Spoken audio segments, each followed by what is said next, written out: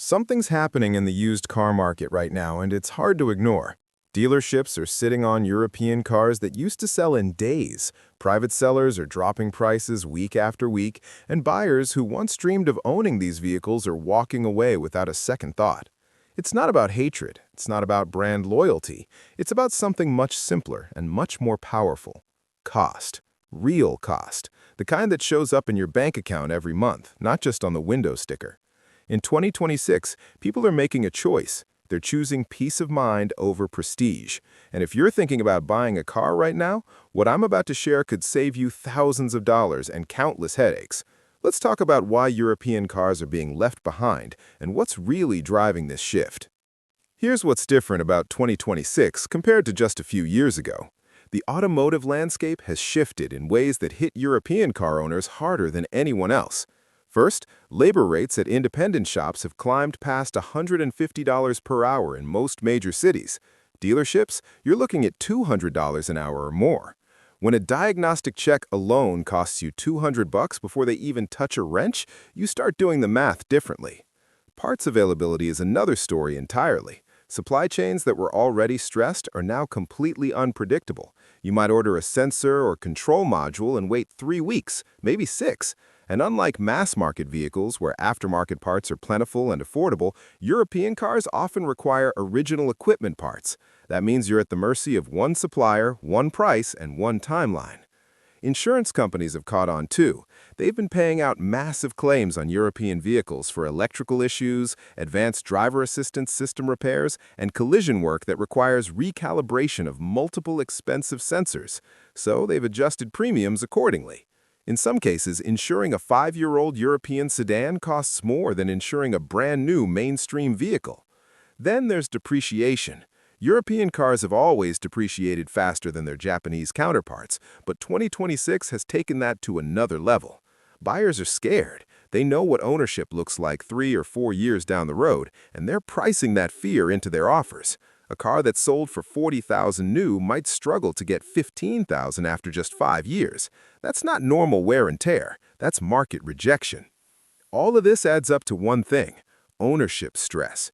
The constant low-grade anxiety of wondering when the next warning light will appear, how much it'll cost, and whether you can even get it fixed quickly.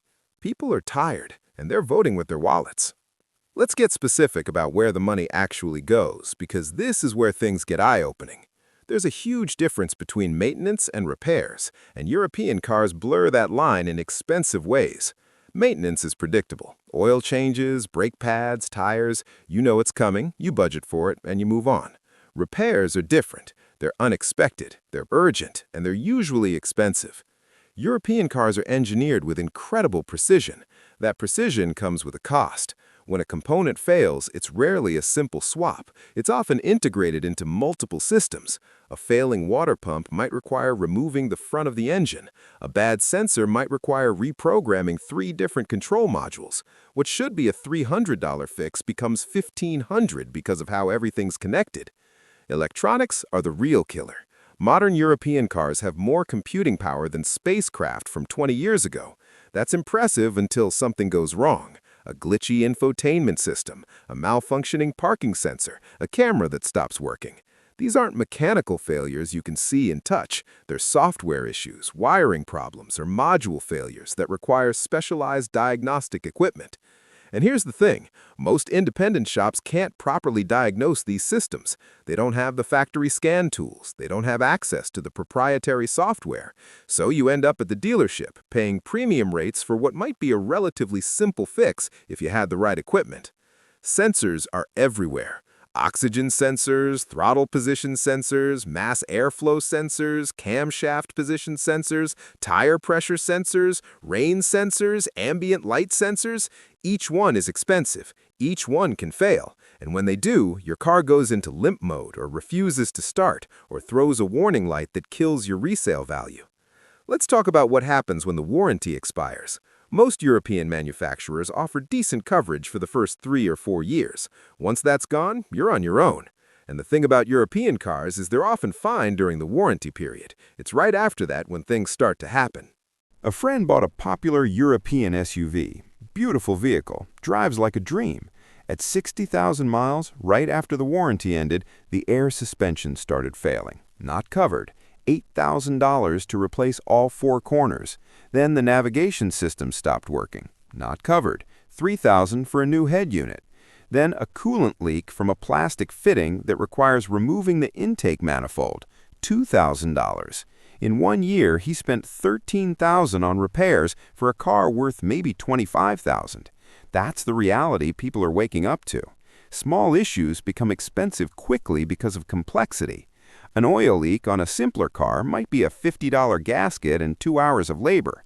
On a European car with the engine packed tight against the firewall, that same leak might require lifting the engine, which means 8 hours of labor at $200 per hour.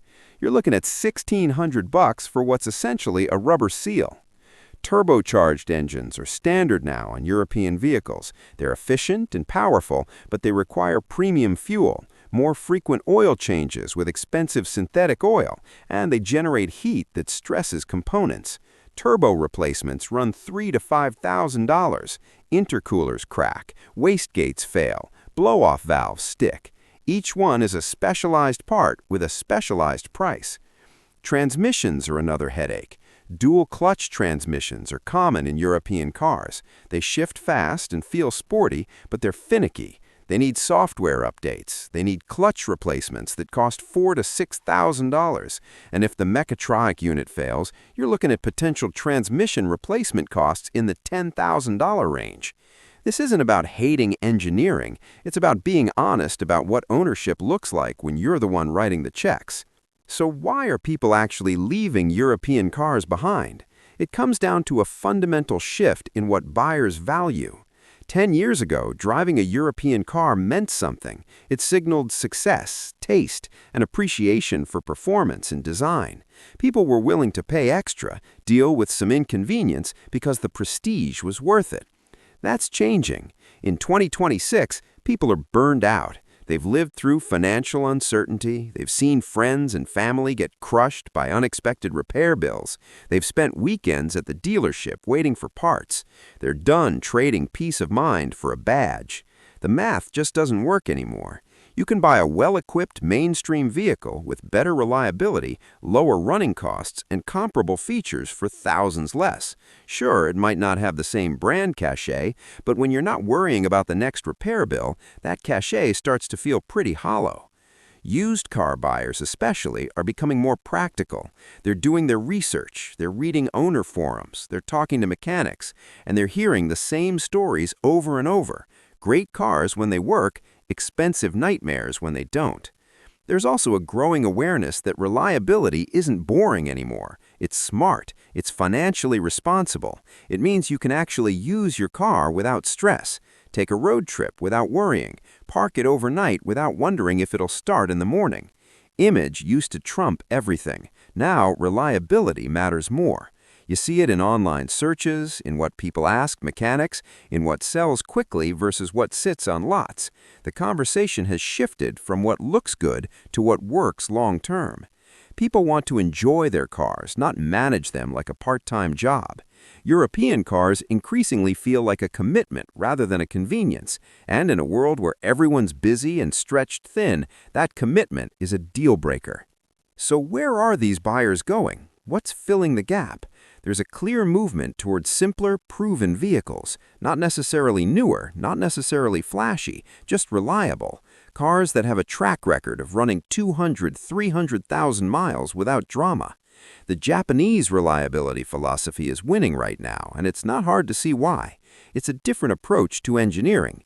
Instead of packing in every possible feature and pushing performance to the edge, the focus is on building something that works consistently. Fewer failure points, longer-lasting components, easier maintenance. This isn't about worshiping one region's cars over another. It's about recognizing different priorities in design. European manufacturers often prioritize performance and luxury. Japanese manufacturers tend to prioritize longevity and cost of ownership. Both are valid, but in 2026, buyers are choosing longevity. What people want is lower-term ownership anxiety. They want to set a budget, stick to it, and not get surprised. They want to know that routine maintenance is all they'll need for years. They want parts that are available overnight from multiple suppliers. They want repairs that any competent mechanic can handle. The decision logic has shifted from emotional to practical. It used to be about how a car made you feel when you drove it or parked it. Now it's about how it makes you feel when you own it for 5 years. Does it add stress or reduce it? Does it drain your savings or let you build them? People aren't giving up on enjoying their cars. They're just redefining what enjoyment means. It means reliability, affordability, freedom from constant worry. Those things have value that a fancy interior can't match. Let's be fair here. Not all European cars are financial disasters waiting to happen. That's an important distinction. Some European vehicles, particularly certain models from specific years, have proven themselves reliable. They exist. Owners love them. They run for years with minimal issues. The problem is they're the exception, not the rule. And when you're spending your hard-earned money, you want the odds in your favor. European cars still make sense for certain buyers. If you're leasing, you're covered by warranty the entire time. You're not exposed to the long-term ownership costs. You get the experience of driving a premium vehicle without the risk. That's a reasonable choice. If you have deep pockets and genuinely don't care about repair costs, European cars can be wonderful. The driving dynamics are often superior. The interiors are beautifully crafted. The technology is cutting edge.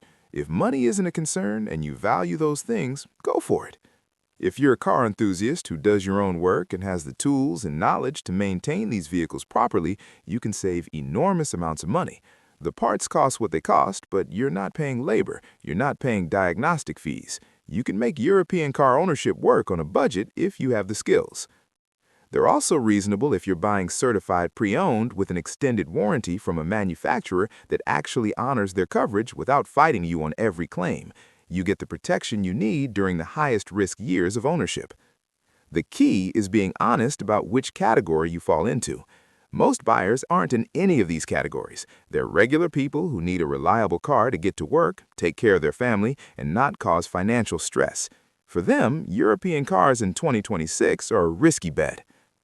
Let's get into practical advice. Who should avoid European cars right now, and who can still consider them?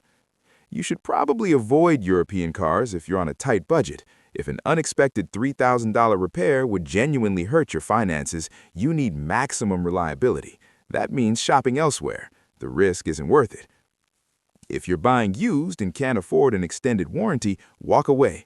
Buying a European car out of warranty without a financial safety net is asking for trouble. It might be fine, it might bankrupt you. Why gamble?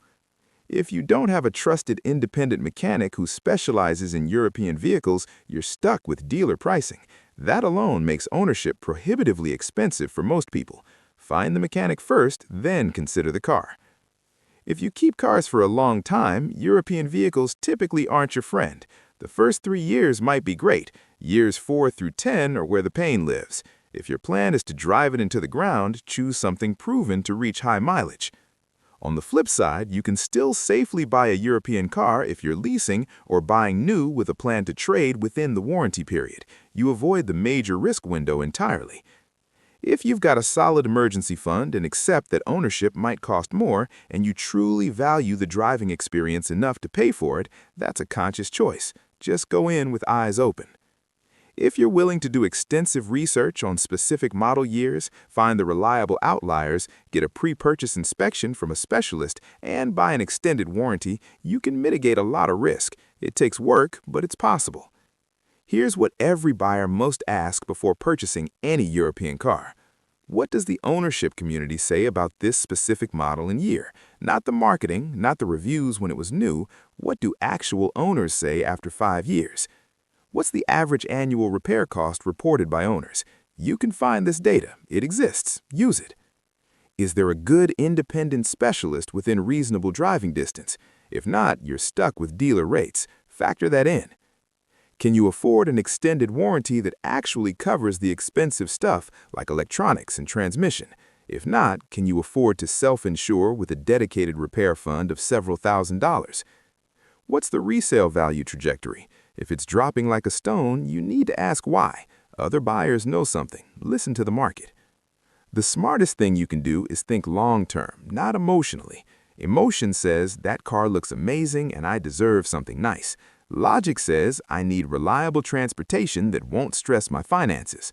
Both are valid feelings, but only one leads to good long-term outcomes for most people. So here's where we are in 2026.